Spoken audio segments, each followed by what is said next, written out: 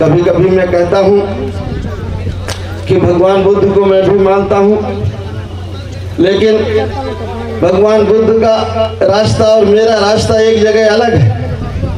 भगवान बुद्ध राजपाट छोड़ के जंगल की तरफ गए थे ना। भगवान बुद्ध राजपाट छोड़ के जंगल की तरफ गए थे। और मैं कहता हूँ कि भंते हो जाओ तो कोई बात नहीं, और अगर भंते नहीं होना है तो अगर बच्चों का हित करना है तो राजपाट की तरफ चलना है। आपकी समस्या का समाधान वही है, कहीं और दूसरी जगह नहीं है।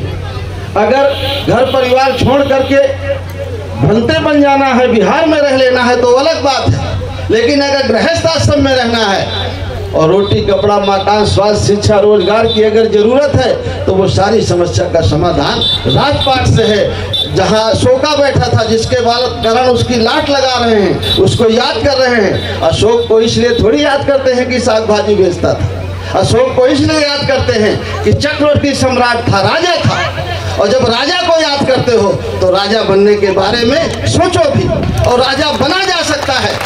पहले राजा बनने में तलवारें बंदूकें चलती थी, लाखों सेनाएं मारी जाती थी, तब राजा बनता था।